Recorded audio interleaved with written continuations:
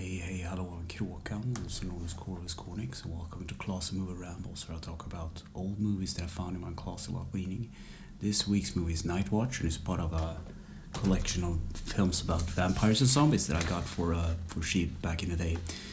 And this movie is from 2004 and it's about 1 hour and 49 minutes long. And the movie starts with a narrator explaining about good and evil, and there's basically a big battle back in the past, like medieval time battle, and the battle is equally matched between the good and the bad side. These are basically the light and dark side of everything, and they come to a truce, so they end this conflict.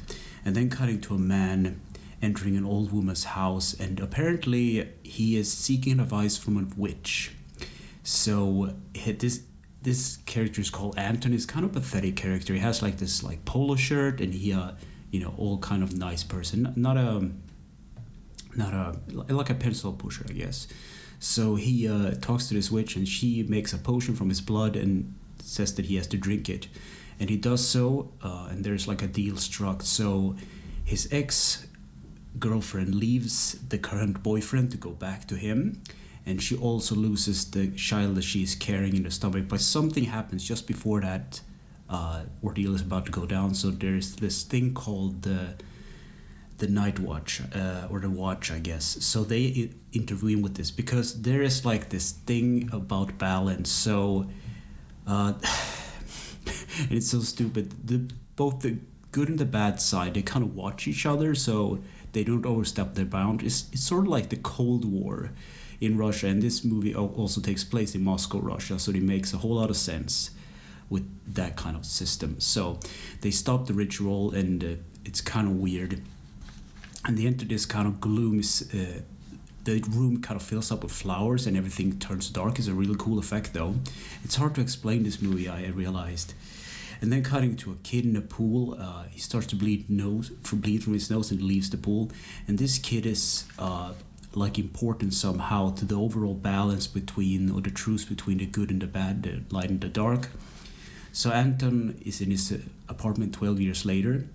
I should have said that before, but that takes place 12 years later. So he's in his apartment, and he needs blood to track this kid down, because apparently he's a vampire now, and he needs blood to go for a hunt to search for this kid. So he goes to a butcher. He takes help from his neighbor, which is also like a vampire, but on the dark side. So Anton is with the light side. It's overly convoluted to explain, but once you see the movie, it makes all sense. So he gets some blood, but it's pig's blood, and he starts to go looking for the kid. So he goes down into the subway, and is acting weird, because apparently when vampires drink blood in this universe, they get kind of drunk on it, and it's sort of like a funny, weird thing. He's having like sunglasses, and that's also a thing about the watch. They have these flashlights that repels the evil and dark, which I thought was kind of stupid, and they always wear these black kind of matrix glasses. So they stand out like a sore thumb. But anyway, he tries to get to the kid, but he gets inflicted, or there's like another girl on the train that he senses something is really weird about her. So he takes up his flashlight, and he just flashes her and starts screaming, and he loses the kid in the process. So really weird though. So there's something about this girl, and you will learn eventually throughout the movie what that's about. So, but the kid escapes, and he wanders into an abandoned building. So Anton has a vision where the kid is. So he goes to this abandoned warehouse, and he has to confront two other dark side vampires. So he can't see them directly because they're in this place called the Gloom, but he managed to use a mirror, somehow managed to see them through the mirror glass, and he actually kills one of them, and the other vampire girl runs off, and the kid is also gone. But during this battle, he is mortally injured. And there's this one thing that I didn't quite understand, because they have this truce between the good and the bad, the light and the dark. So why would you jeopardize this over this kid? Is this kid that important? Probably is, but he has violated a couple of things. So anyway, the good guys are on the way to pick him up, and they bring him back to the big boss's office, and his boss like takes all the stuff away from the table, and he just start working on him, reviving him, which is kind of a cool effect. He actually puts him back together. He just uses his hands. It's really bloody and everything. It's a cool effect and everything. So he somehow the boss has this power, so he goes through Anton's memories to see what happened, so he can like understand what happened, I guess. So the woman on the train is actually what they call the vortex, which is something that will trigger the end or like a bad event. And I think the whole reason why this is happening is because she's cursed with something. So it's really over my head how this works, but yeah.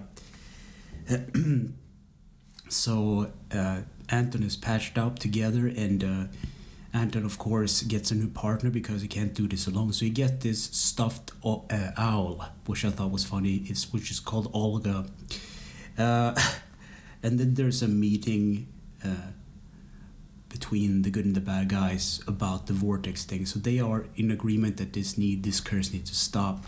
So there's this cool scene. And it turns out that Olga is actually a shapeshifter, so it's kind of this creepy scene where this owl flies in through to Anton's window when he's at home and actually transforms into a naked woman. So the owl says, "Don't turn around," and all of a sudden he needs to find clothes for this naked lady. So she basically takes a shower or something, and he goes to his neighbor. And this is one of the more funnier scenes because his neighbor, if you remember, was a vampire as well, but on the dark side. So there's some bad blood, but since there's a truce, they can't really hurt each other. So he asks him, "Hey man, can you give me some women's clothing?" And it's like, "Oh, you just killed one of my friends. Do you want me to give you some clothes?" "Sure, whatever." So he gets some clothes, so Olga can put them on.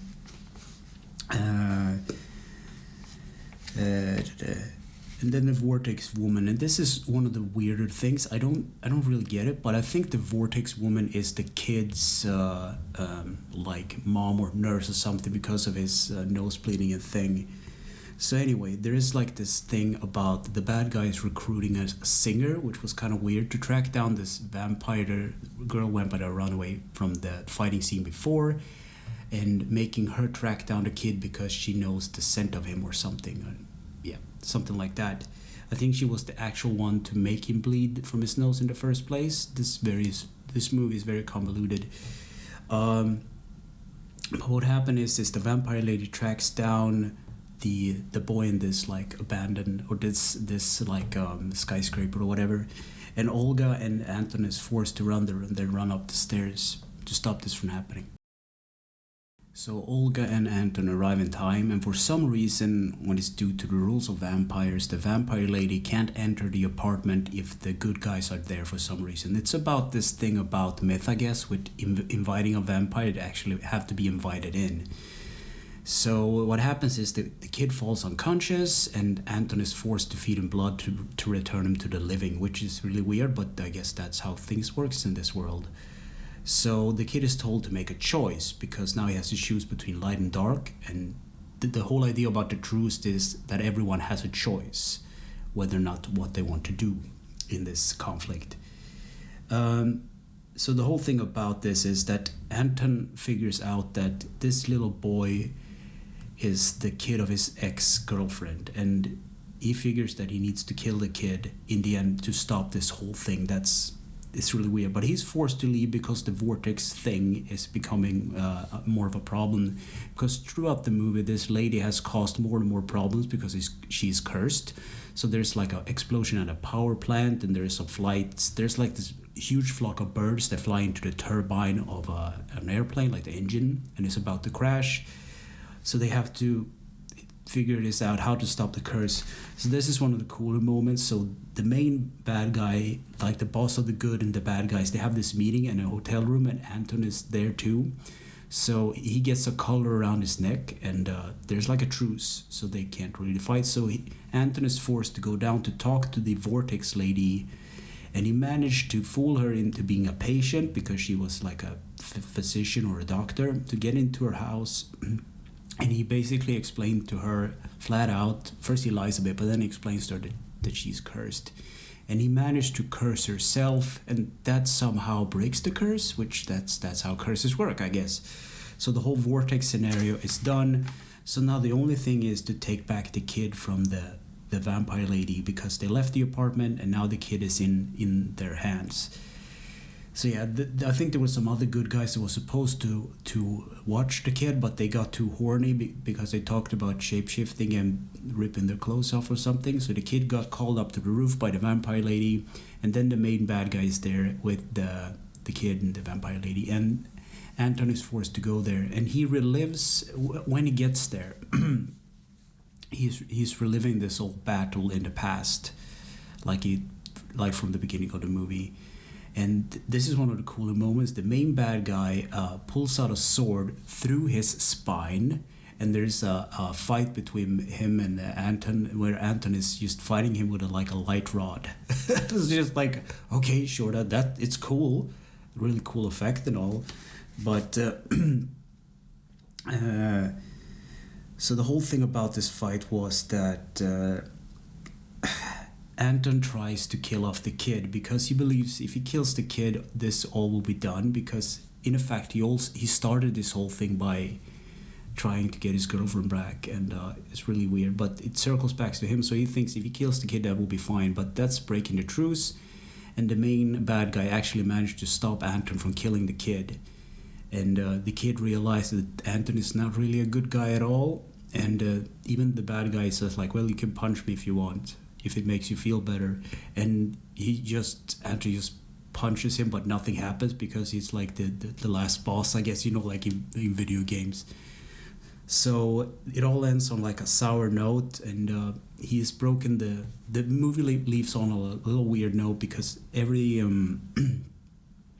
he was like breaking the rules, but he get reprehended for it. So I know there's a second movie where everything picks up because now the kid has chosen the bad side, the black side, the dark side, whatever, and that's more or less what the movie ends, I guess.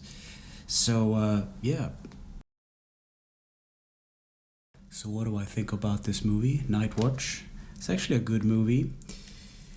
So it's hard to grasp the concept, but it's basically like this RPG that I played back in the day called World of Darkness, where werewolves, vampires, magicians, all these kind of forces exist in the human world, and they are just trying to survive and hide from the face of like the human eyes.